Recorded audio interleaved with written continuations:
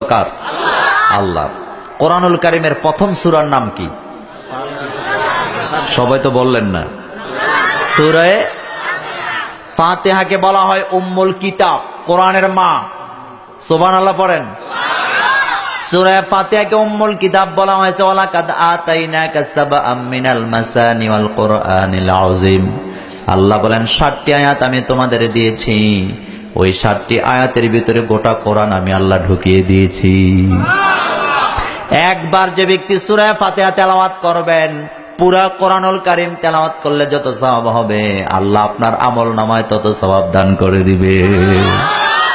বিশ্বনবীর কাছে একজন সাহাবা এসে বললেন, ইয়া রাসূলুল্লাহ, আমি শুধু সূরা ফাতিহা পারি, আর কোন সূরা পারি না, আমার নামাজ কি হয়ে যাবে নাকি? বিশ্বনবী বলেন, যার নামাজে সূরা ফাতিহা আছে তার নামাজ কমপ্লিট হয়ে যাবে। আপনারা হুজুরদের কাছে পানি পড়ার জন্য যান না? আপনার ছেলে অসুস্থ, আপনার জমিনে কি নজর লাগছে, তখন আমরা 20 মাইল 30 মাইল 50 মাইল দূরে হুজুরদের কাছে যাই পানি পড়ার জন্য, ঠিক না বেটে? তো পানি পড়ার জন্য যখন যান, আমাদের দেশের হুজুররা কিন্তু বড় চালাক। পানি পড়ার জন্য গেলে সূরা পড়ে মনে মনে ফু দেয় জোরে জোরে, ঠিক না বেটে? দেখবেন সূরা পড়তেছে,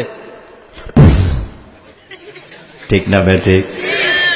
কারণটা কি? কারণটা বলে দেয়। কারণ হলো, উনি যদি সূরাটা শোনায় শোনায় আপনারে পড়ে, যেই সূরা পড়ে উনি ফু দিছে ওইটা আসলে আপনিও পারেন। তো এখন আপনি তো মনে মনে বলবেন, কিত্তাম খামোখা 20 মাইল 50 মাইল দূর থেকে আসলাম, উনি যেটা পারলো এটা তো আমিও পারি, ঠিক না বেঠিক? এই সূরাকে বলা হয়েছে সূরাতুশ শিফা। আলহামদুলিল্লাহ পড়েন। একজন সাহাবা এসে বললেন, ইয়া রাসূলুল্লাহ, আমার মাথা ব্যথা। বিশ্বনবী বললেন, সূরা ফাতিহা পড়ে ফু দাও। সাহাবা বলেন, আমি সূরা ফাতিহা পড়ে ফু দিলাম, সঙ্গে সঙ্গে আল্লাহ আমার মাথা ব্যথা ভালো করে দিয়েছে। এই কোরআনের সব রোগের ঔষধ আছে না নাই? কার কথা?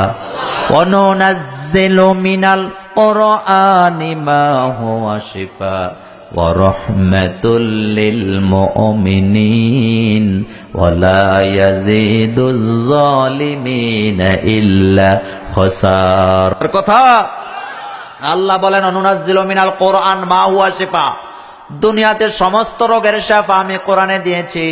তোমরা যদি কোরআন পড়ো, কোরআনকে ভালোবাসো, কোরআনের কারণে আল্লাহ তোমাদের শিফা দিয়ে দিবে। জোরে কোন আলহামদুলিল্লাহ।